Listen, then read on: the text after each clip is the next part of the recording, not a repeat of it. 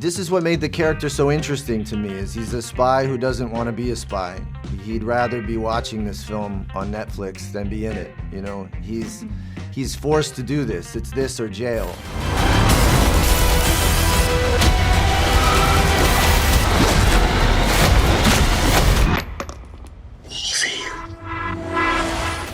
Ryan, I enjoy the movie. I really enjoy the movie. And there are a lot of spies and action films, but I think that The Gray Man is different because of your character. And this reference to the Sisyphus myth. You know, he accepts this like punishment inflicted by these men from the CIA or whatever. But in contrast to the myth, these people are no gods. So Sierra 6 can liberate himself from this gray zone. So I would like to know, what do you think about that, or the meaning of this tattoo for this character and for you? Yeah, I'm so glad you're asking about that. It's one of my favorite elements of the character and of the story. You know, it's this is what made the character so interesting to me, is he's a spy who doesn't want to be a spy.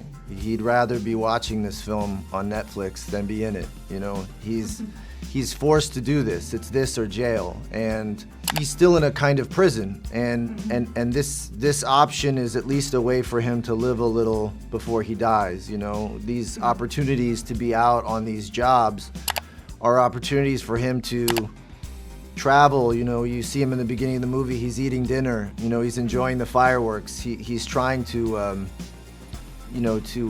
have experiences before he dies, and all of this made him really human and interesting to me. You know, I think he has no romantic ideas of what it means to be a spy or any of that. You know, he's not disillusioned or in any way. So the Sisyphus myth became something for us, a way to kind of sum all of that up. You know, that this is a sort of, you know, he's powerless, and he's just, every time he gets the rock to the top of the hill, it falls back down, you know, and this is his lot in life. And I think one of the things that I also really liked about him is that he had it's so absurd and tragic that he has this sort of sense of humor about it all. Lloyd, I got an urgent locate and destroy. Hi, Anna. Hi, Chris. How are you? Hola. How are you? Very good. Muy bien. Look at him. So, Chris, most of the main characters in this movie, like Sierra 6, Agent Miranda, or even Danish character, have a code, like a moral code. But Lloyd is the exception. He seems to know no limits, but I love that the movie doesn't explain where his sadistic and sociopathic behavior comes from.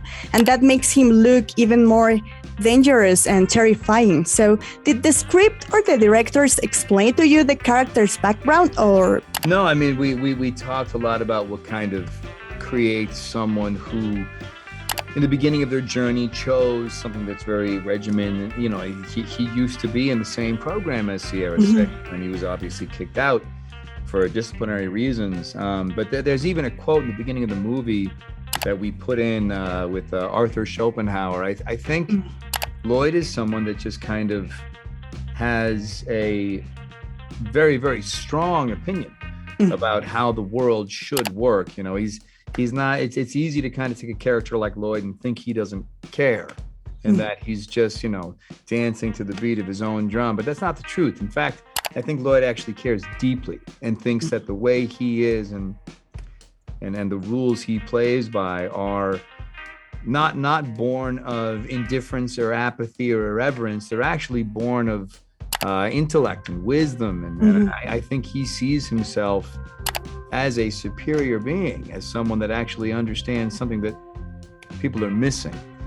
So you know, again, we didn't get the opportunity in this film to explore the backstory of that, but in terms of the approach to the character, I think it's actually predicated on a lot of really strong belief as opposed to the absence of it.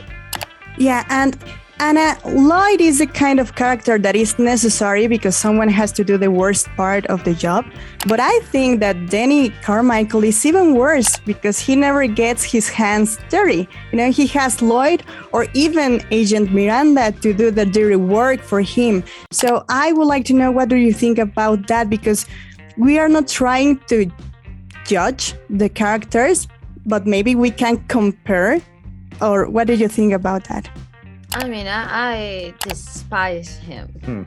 For Danny, this means that her entire formation and beliefs and values and everything that she's put on for her entire life is learning how to trust these people.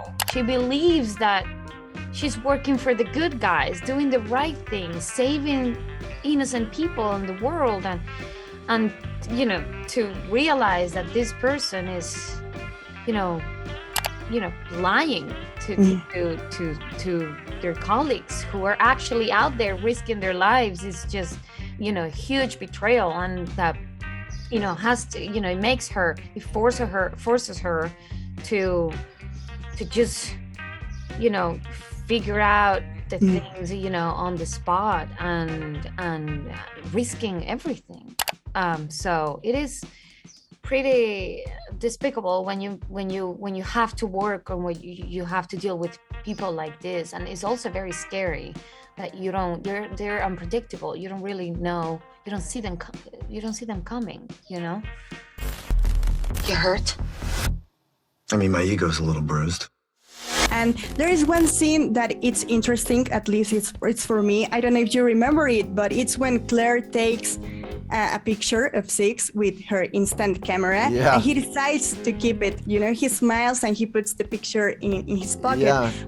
Why do you think he decides to keep it? Maybe it's a way to recognize himself, or maybe because there is nothing about him. There is no evidence from his existence. I don't know, but I think that scene is very special. I love what you're pulling from the movie. You're talking about all my favorite moments and favorite parts. Exactly. I love that moment in the movie because, there can't be a picture of him. He is a gray man. It can't exist, so he has to take it. But one of the things also I was trying to play with when I took it is that he doesn't also have any pictures of himself. Yeah. It's the only picture that exists of him, so there is a sort of like a funny element to him getting to have that photo, of himself. So you're right. I mean, you got all the nuances there. Thank you very much, Ryan. I really enjoyed this movie, and your character is great, so thank you very much. I wish you could be the only one that talks about this movie. You should come on. It's great. Is the name of your show Sopitas? It's the name, yeah. It's sopitas.com. I love. We say that in my house all the time. Sopita. Sopita. My girls they love sopita. It means like a cute soup, right? Like a little soup. Like little soup, yeah, exactly. Like a little cute soup. It's a great name. I love it.